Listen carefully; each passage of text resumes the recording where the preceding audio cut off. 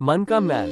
महात्मा बुद्ध का प्रेरक प्रसंग। एक वृद्ध भिक्षु और एक युवा भिक्षु दोनों नदी किनारे से चले जा रहे थे। तभी उन्होंने देखा कि एक युवती नदी में डूब रही है और बचाओ बचाओ के लिए आवाज दे रही है। युवा भिक्षु तुरंत नदी में कूदा और युवती को नदी से बाहर निकाल लाया।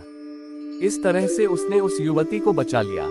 इतने में वृद्ध भिक्षु गर्म हो गए। अरे, तुमने उस महिला को छू लिया। अब मैं तुम्हें बुद्ध से कहूंगा और तुम्हें दंड प्रायश्चित दिलवाऊंगा। दोनों बुद्ध के सामने पहुंचे। वृद्ध भिक्षु ने कहा, भांते, इसको दंड मिलना चाहिए। बुद्ध ने पूछा, क्यों?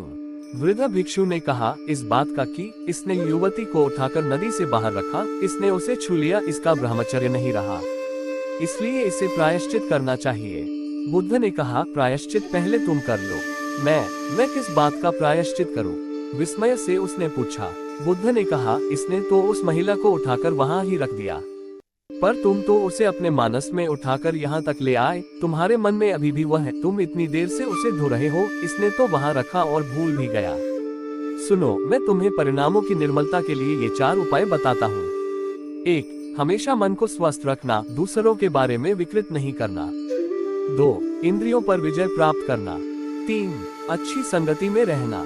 4. ध्यान करना। उम्मीद करता हूँ दोस्तों, इस बुद्ध मॉरल स्टोरी से आपको आज बड़ी सीख मिली होगी।